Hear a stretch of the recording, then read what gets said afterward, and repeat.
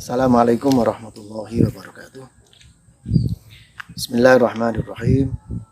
Alhamdulillahirabbil alamin. Wassalatu wassalamu ala asyrafil mursalin sayyidina Muhammadin wa ala alihi wa ashabihi ajma'in. Rabbi shrah li sadri wa yassir li amri wahlul 'uqdatam min lisani yafqahu qawli. A'udzu billahi minasyaitonir rajim. Bismillahirrahmanirrahim. Iqra bismi rabbikal ladzi khalaq. Khalaqal insana min 'alaq. Iqra wa rabbukal akram. Alladzi 'allama bil qalam. 'Allamal insana ma lam ya'lam. Adik-adik, mahasiswa, mahasiswi, peserta tafaqquh fi dinil Islam Universitas Negeri Malang. Alhamdulillah. Alhamdulillahirabbil alamin. Pada hari ini Allah masih memberikan kesehatan, kesempatan pada kita semuanya sehingga kita bisa beraktivitas, bisa terus melakukan hal-hal positif, beribadah, termasuk menuntut ilmu pada kesempatan pagi ini. Mudah-mudahan Allah Subhanahu wa taala terus memberikan kesehatan pada kita, kepada seluruh keluarga besar kita, sehat dari penyakit, sehat secara lahir maupun sehat secara zahir. Dan semoga Allah Subhanahu wa taala menyelamatkan kita semuanya, keluarga besar kita, bangsa kita, masyarakat kita dari situasi yang sama-sama kita rasakan kali ini. Adik-adik yang saya hormati, tema kita pada pagi ini adalah akhlak mencari ilmu. Saya ingin bertanya dulu kepada adik-adik. Coba kita renungkan. Apa sih yang menjadi motivasi Anda masuk ke UM ini? Kalau pertanyaan ini dijawab, sudah barang tentu jawabannya pasti akan beragam. Ada kemungkinan ya karena masuk UM adalah pilihan adik-adik untuk UM menjadi perguruan tinggi yang menjadi pilihan. Prodinya juga begitu. Memang sejak awal Anda sudah bercita-cita untuk masuk di prodi ini. Ada juga yang ini bagian dari mengikuti perintah orang tua. Mungkin ada yang berpikir tidak ingin masuk jurusan tertentu, tapi karena orang tua menghendaki akhirnya Anda masuk di sini. Bisa jadi juga karena ikut-ikutan, itu kata teman dan sebagainya. Dan ada juga yang merasa ini adalah tersesat masuk di jurusan tertentu yang di UM ini. Tapi pada dasarnya kalau kita mau merenungi sebenarnya, apapun alasannya, apapun pertimbangannya, adik-adik sudah masuk di UM. Dan satu hal yang harus diyakini bahwa insya Allah ini yang terbaik yang Allah berikan untuk adik-adik masuk di UM ini. Dan karena itu saya pertama menyampaikan ucapan selamat bagi Anda untuk masuk di UM, dan mudah-mudahan saya berharap Anda bisa sukses menempuh studi di UM dan meraih hasil yang maksimal, dan Anda menjadi orang yang bermanfaat, orang yang berguna, orang yang sukses dengan ilmu yang Anda raih di UM ini. Adik-adik yang saya hormati, sebagaimana saya sampaikan di awal, tema kita adalah akhlak mencari ilmu.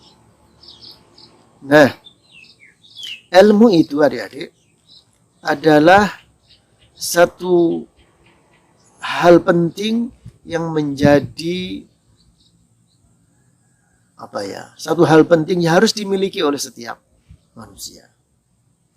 Manusia tanpa ilmu rasanya sulit untuk bisa mencapai sesuatu yang diinginkan. Nah, pertanyaannya, bagaimana cara terbaik untuk mencari ilmu sesuai dengan tuntunan Allah Subhanahu wa taala, tuntunan Rasulullah sallallahu alaihi wasallam. Adik-adik, yang menjadi penting untuk proses mencari ilmu, pertama adalah niat. Ya, jadi proses penting dalam mencari ilmu ini pertama adalah niat. Nah, sekarang pertanyaan saya, ketika Anda masuk di UM ini, tadi motivasinya sudah macam-macam ya. Kira-kira untuk kuliah di UM itu, niatnya apa kira-kira? Banyak kita jumpai saudara-saudara kita, kakak-kakak Anda, ketika ditanya, untuk apa kuliah? Sebagian dari mereka kemudian menjawab, ya supaya bisa bekerja Pak. Supaya bisa mendapatkan ijazah, dan selanjutnya bisa bekerja. Apakah tidak boleh berniat seperti itu? Boleh-boleh saja. Nah, lantas, apakah ada niat yang jauh lebih mulia dibanding sekedar mencari kerja? Ada mungkin juga ada yang berpikir, saya kuliah di sini untuk harapannya ke depan bisa membahagiakan orang tua. Nah, apakah itu bagus? Saya pikir bagus. Jadi bekerja untuk menuntut ilmu di sini akan bisa membahagiakan orang tua, itu niatan yang mulia. Tetapi saya ingin sampaikan kepada adik-adik bahwa niat yang terbaik di dalam mencari ilmu itu adalah agar kita semua menjadi pribadi-pribadi yang bermanfaat dengan ilmu itu. Ya, saya ulang lagi. Jadi niatan yang terbaik adalah kita menjadi pribadi-pribadi yang bermanfaat dengan ilmu itu. Sudah barang tentu, kalau Anda bermanfaat dengan ilmu itu, Anda pasti bisa membahagiakan orang tua. Sudah barang tentu ketika Anda menjadi orang bermanfaat dengan ilmu itu, Anda akan mendapatkan pekerjaan yang layak. Anda bisa mendapatkan penghasilan yang cukup untuk menjalani kehidupan. Nah, coba kalau kita renungkan hadis Rasulullah SAW. Rasul mengatakan begini, utlubul ilma walau bisin, fa inna talabal ilmi faridatun ala kulli muslim. Utlubul ilma, carilah ilmu walau bisin, sekalipun sampai ke negeri Cina. Fa inna talabal ilmi, karena sebenarnya menuntut ilmu itu faridatun, suatu kewajiban ala kulli muslim, bagi setiap muslim. Adik-adik, hadis ini menjelaskan kepada kita bahwa sebagai umat Muhammad Rasulullah SAW, sebagai umat Islam, kita wajib untuk menuntut ilmu. Nah, hadis ini tidak dijelaskan kalau menuntut ilmu untuk apa? Apa untuk pekerjaan? Juga tidak. Atau mungkin, Pak, saya kuliah di sini, Pak, biar nanti dapat jodoh. Nah, kalau itu tujuannya, ya menurut saya itu kurang baik. Jadi tujuan yang terbaik adalah agar kita menjadi orang bermanfaat dengan ilmu itu. Dan hal ini selaras dengan apa yang disampaikan Rasulullah SAW, bahwa khairun nasi anfa'uhum linnas. Khairun nasi, sebaik-baik manusia adalah anfa'uhum linnas, yang bisa memberikan banyak manfaat kepada sesama. Jadi akhlak untuk mencari ilmu, yang pertama niatnya harus ditata. Niatnya harus ditata sedemikian rupa bahwa mencari ilmu itu tujuan utamanya adalah menjalankan perintah Allah Subhanahu wa taala, agar kita, yang kedua, maaf. Jadi pertama menjalankan perintah Allah Subhanahu wa taala, yang kedua kita berniat dengan ilmu itu kita menjadi orang yang bisa memberikan manfaat yang besar-besarnya bagi kehidupan umat manusia. Ya. Jadi itu penataan niat. Ya. Jadi innamal a'malu binniyat wa innamal likulli imri'in ma nawa. Innamal a'malu, sesungguhnya kesempurnaan amal itu binniyati, bergantung kepada niatnya.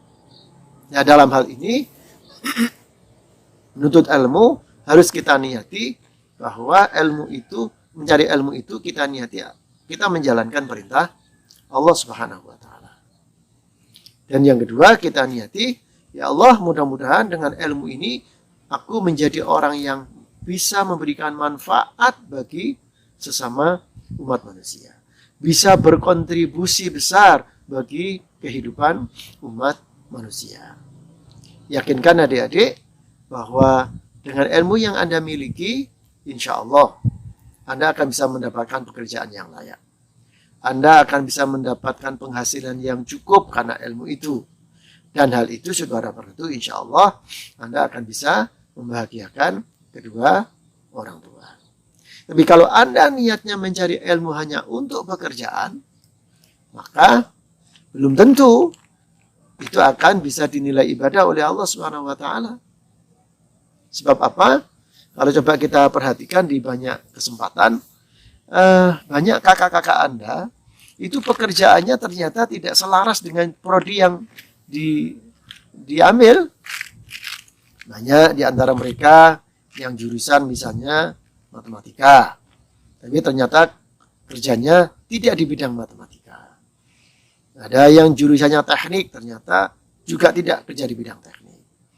Ada yang justru kerja jurusan bahasa, ternyata dia menjadi seorang manajer. Macam-macam lah.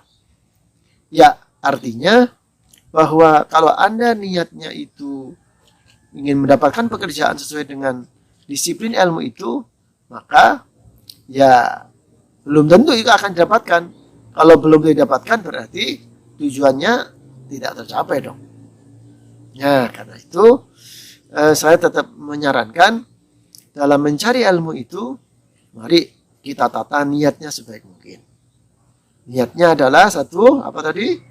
Menjalankan perintah Allah Subhanahu wa ta'ala. Oke. Nah, yang kedua, niatkan bahwa mencari ilmu itu adalah untuk menjadikan diri kita pribadi yang mampu memberikan manfaat besar dalam kehidupan umat manusia. Mereka yang ambil teknik, mudah-mudahan Anda menjadi orang yang paling bermanfaat dengan ilmu teknik. Yang jurusan biologi, Anda manfaat dengan biologi. Jurusan psikologi, Anda manfaat dengan ilmu psikologinya. Jurusan sejarah, Anda manfaat dengan kesejarahannya. Dan semua disiplin ilmu insya Allah akan memberikan manfaat besar bagi kehidupan selama memang kita niati itu dengan ibadah kepada Allah Subhanahu wa ta'ala. Adik-adik yang saya hormati, yang lain yang perlu menjadi perhatian kita dalam proses menuntut ilmu itu, Anda ketika menuntut ilmu harus mendapatkan ridho orang tua. Ya, jadi kesuksesan kehidupan anak itu sangat bergantung kepada ridho orang tua. Suatu ketika Rasul bersabda, ridallah fi ridol walidain wa sakhatullah fi sakhatil walidain. Ridho Allah itu bergantung kepada ridho orang tua, dan murka Allah juga bergantung kepada murka orang tua. Maknanya apa? Berarti dalam seluruh proses kehidupan Anda, termasuk dalam proses menuntut ilmu, aspek ridho orang tua harus menjadi perhatian penting. Ya, jangan sampai Anda menuntut ilmu kemudian Anda dalam proses itu tidak mendapat ridho orang tua. Nah, itu biasanya ilmunya akan sulit untuk bisa menjadi ilmu yang bermanfaat. Ya, bagaimana ridho orang tua bisa didapatkan? Ya, yang jelas untuk mendapatkan ridho orang tua, Anda harus membangun komunikasi yang paling baik kepada orang tua. Ya, harus membangun komunikasi yang paling baik dengan orang tua. Bahkan dalam Al-Quran, wala taqul lahuma uffin. Janganlah engkau pada orang tuamu begitu. Aja tidak boleh. Apalagi menyentak, apalagi memukul, apalagi membantah, apalagi mencaci maki. Jadi saya ingatkan adik-adik, siapapun itu, jadi kalau Anda dalam proses menuntut ilmu, maka pada saat itu pula harus Anda mendapatkan ridho orang tua. Minta dukungan kepada orang tua. Minta support kepada orang tua. Dalam bentuk apa? Dalam bentuk banyak hal. Dalam bentuk doa, dalam bentuk dukungan moral, dan macam-macam. Adik-adik, hidup itu kalau kita coba lihat banyak orang sukses, itu ternyata hampir semuanya kalau dilacak ke sejarahnya, mereka adalah pribadi-pribadi yang tidak pernah bermasalah dengan orang. Coba Anda tanya ada siapapun. Kalau termasuk orang tua Anda. Kalau orang tua Anda nilai seorang yang sukses, atau mungkin orang lain yang sukses, coba Anda telusuri rekam jejaknya.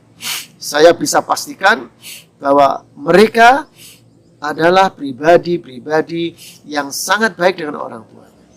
Tidak mempunyai masalah dengan orang tuanya. Bahkan, kalau kita lihat, banyak keluarga itu menjadi tidak harmonis, banyak anak tidak sukses, penyebabnya satu. Karena yang mereka tidak mempunyai komunikasi yang baik dengan orang tua.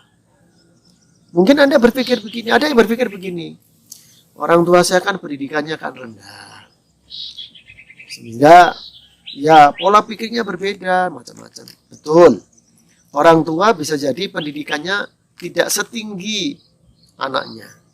Tetapi dalam hubungan kemanusiaan, orang tua tetap orang tua yang harus dihormati, yang harus dihargai. Karena apa? Jasa orang tua kepada kita semuanya tidak akan pernah bisa kita balas sedikit pun. Ya, jadi jasa orang tua kepada kita tidak akan pernah mampu kita balas sedikit pun. Tidak akan pernah bisa.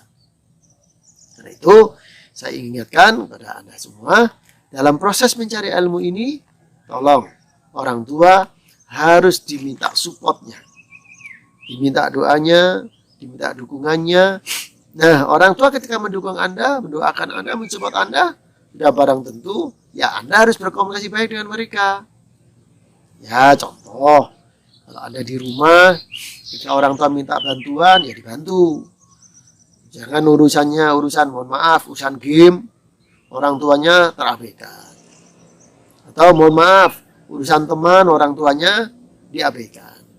Sehingga kemudian orang tua muncul perasaan tidak enak, sakit hati. Dan itu bisa mengganggu proses mencari ilmu Anda, bisa mengganggu masa depan Anda, dan bisa mengganggu banyak kehidupan Anda. Ya, apa tadi? Niat pertama, menjalankan perintah Allah. Niat yang kedua, niatkan bahwa dengan proses mencari ilmu itu, Anda akan menjadi pribadi yang bermanfaat. Yang tiga, ya, bangun komunikasi yang baik dengan orang tua. Ridho orang tua itu segala-galanya dalam hidup ini. Ya. Yang keempat, adik-adik,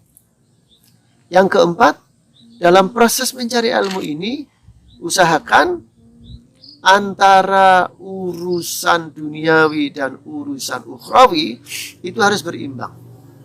Maksud saya, antara urusan aktivitas Anda kuliah harus disandingkan dengan urusan ibadahnya.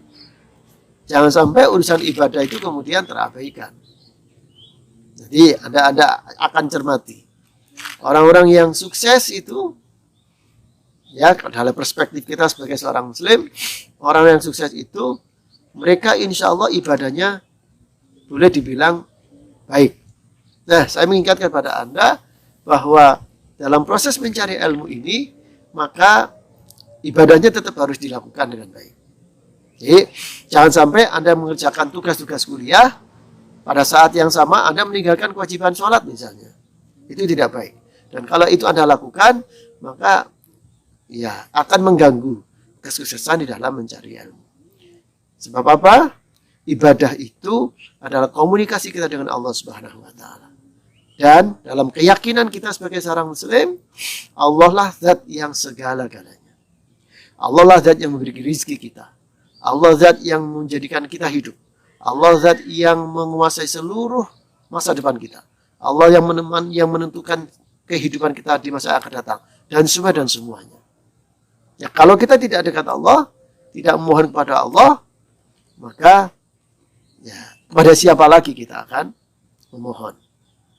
Satu hal yang ingin saya ingatkan, bahwa kemampuan manusia di dalam menjalani kehidupan ini tidak akan pernah sebanding dengan kemauan Tuhan. Saya ulang lagi ya. Kemampuan manusia di dalam menjalani kehidupan ini tidak akan pernah sebanding dengan kemauan Tuhan. Saya kasih contoh. Betapa banyak orang yang misalnya sudah punya niat untuk ini dan sebagainya, tapi ternyata hasilnya berbeda.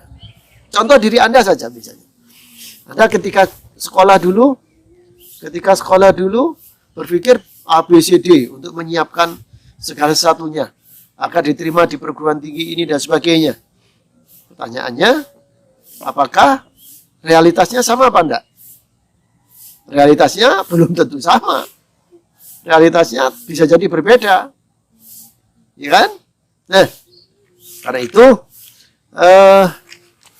yang harus kita pahami sekarang adalah bahwa kemauan Allah, takdir Allah itu lebih dari segalanya dari kemampuan kita. Kita boleh berpikir, kita boleh merencanakan, tapi ingat bahwa Allah lah yang maha segala-galanya.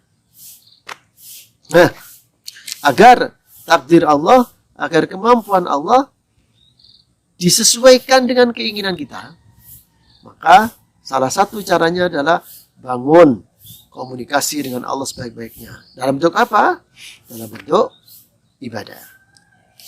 Ya, sholat minimal sebagai seorang muslim, ya sholat fardu tidak boleh ditinggalkan. Sholat fardu harus dilakukan. Ditambah lagi sholat sunnah. Kalau mau puasa Senin Kemis, bagus. Puasa sunnah, bagus. Ditambah ngaji Qur'annya. Pak, saya belum bisa ngaji Quran. Ya, sebisanya yang bisa ngaji Quran. Ya, nanti insya Allah Anda akan mendapatkan bimbingan dari kakak-kakak Anda dalam di ASC, Al-Quran Study Club. Ya, insya Allah Anda mendapatkan bimbingan baca Al-Quran di sana, dan dengan begitu insya Allah Anda akan bisa membaca Al-Quran dengan baik. Ya, jadi bangun hubungan baik dengan Allah.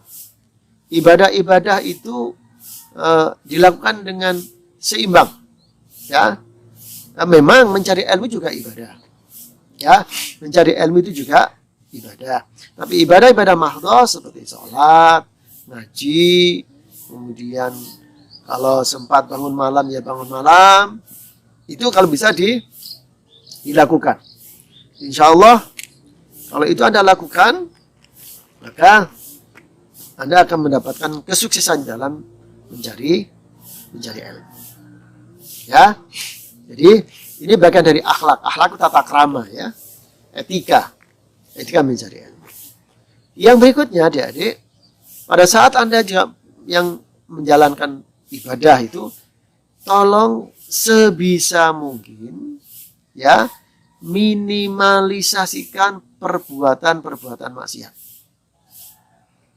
Saya ingatkan, minimalisasi perbuatan maksiat. Termasuk. Biasanya kalau mahasiswa sudah kuliah, itu merasa sudah dewasa, merasa bisa menentukan diri sendiri, merasa ini dan itu, kemudian pertemanan juga kadang-kadang ya kurang dijaga, yang laki-laki dan perempuan, karena alasan cinta segala, kemudian perbuatannya tidak bisa terkontrol. Kami ingatkan, kalau ingin Anda menjadi pribadi yang sukses dalam mencari ilmu, maka minimalisasikan perbuatan maksiat. Termasuk diantaranya adalah, ya orang menyebut sekarang dengan pacaran lah. Ya pacaran nanti lah. Ya kalau dalam bahasa Islam bukan pacaran lah ya. Khidbah lah nanti. Ya kan sudah waktunya aja lah. Jadi kalau Anda sekarang baru semester 1, kemudian pertimbangannya saya ingin mencari pacar untuk apa? Untuk masa depan masa depan rumah tangga. Saya yakin itu bukan alasan yang utama. Alasannya hanya ya biar fun, biar ada tempat curhat. Saya yakin kalau ditantang benar, kalau Anda niatnya pacaran untuk jenjang rumah tangga, kalau ditantang beneran semester depan diajak menikah, berani enggak? Saya yakin enggak berani. Itu berarti Anda tidak serius dalam rangka untuk rumah tangga. Pacarannya hanya untuk ya memuaskan nafsu. Nah, pacaran itu saya yakin akan banyak mengganggu proses menuntut ilmu. Bahkan ilmu yang bermanfaat akan sulit didapat kalau Anda melakukan proses-proses dengan cara yang tidak diridhoi oleh Allah Subhanahu wa taala. Ya. Jadi adik-adik, ada berapa tadi? Ada berapa tadi? Masih ingat? 1. Niat mencari ilmu itu dalam rangka menjalankan perintah Allah. Apakah nanti Anda akan jadi orang bekerja sesuai dengan bidang Anda atau tidak, itu urusan lain. Yang kedua, niatkan agar Anda menjadi pribadi yang banyak memberikan manfaat dengan ilmu Anda. Yang ketiga, minta ridho orang tua, minta support orang tua, bangun komunikasi sebaik mungkin dengan orang tua. Jangan sakiti dia dalam proses mencari ilmu. Yang keempat, ibadah harus dilakukan semaksimal mungkin. Ibadah mahdhah, sholatnya, apalagi itu sholat sunnah, baca Quran, tolong disempatkan, ya. Dan itu akan sangat membantu untuk menata emosi kita. Baca Quran, sholat malam. Karena dalam proses mencari ilmu nanti banyak kendala, banyak hambatan yang mungkin tidak pernah Anda duga sebelumnya. Dan kalau Anda mendekat kepada Allah, yakinkan, insya Allah akan saya yakinkan kepada Anda bahwa Allah pasti akan memberikan solusi, memberikan jalan yang terbaik dalam proses Anda. Yang kelima apa tadi? Yang kelima adalah hindari perbuatan maksiat sebisa mungkin. Karena itu akan bisa menjadi penghambat dalam proses Anda mencari ilmu. Ya. Ingat ya, 5. Ini 5. 5 hal penting. Bahwa yang lain insya Allah masih ada. Tapi setidaknya saya ingin menyampaikan Anda bagaimana akhlak mencari ilmu dalam perspektif Islam. Ya tadi itu. Proses-proses itu. Mungkin di luar sana orang-orang tidak terlalu mementingkan persoalan itu. Karena mungkin dasar pikirannya berbeda dengan kita. Sebagai seorang muslim, kita berpikir bahwa urusan komunikasi kita dengan orang tua, komunikasi kita dengan Allah itu menjadi penting. Ya, nah ini akhlak.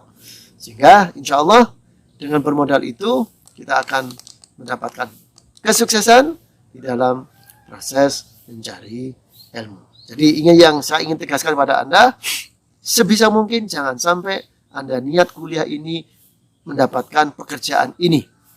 Tujuannya adalah pekerjaan. Kalau itu menurut saya ada hal yang lebih bagus dari niat itu. Ya. Banyak, ya tadi seperti yang saya ceritakan tadi, ternyata banyak di antara kita yang kuliahnya itu di jurusan yang mungkin tidak sama sekali punya hubungan, tapi ternyata dia menjadi sukses di luar itu. Saya kasih contoh satu. Saya punya kakak kelas. Saya ini jurusan bahasa Arab. Ya dulu kuliah di IKIP Malang, UM bahasa Arab. Kakak kelas saya ini jurusan bahasa Arab. Tapi dia pernah menjadi seorang manajer di perusahaan swasta besar di Indonesia. Dia juga pernah menjadi direktur di perusahaan-perusahaan penting di Indonesia. Menjadi manajer di hotel-hotel berbintang di Indonesia. Dan sekarang dia menjadi vice president. Ini jurusan apa? Bahasa Arab. Ini kan gak nyambung. lulusan bahasa Arab menjadi vice president perusahaan besar di Indonesia. Tapi itulah takdir Allah.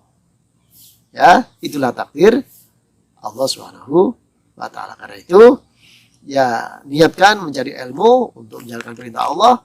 Nah, pasrahkan kepada Allah. Allah mau mengarahkan kita menjadi apa? Itu terserah Allah. Ya. Jangan batasi diri kita, saya harus menjadi ini.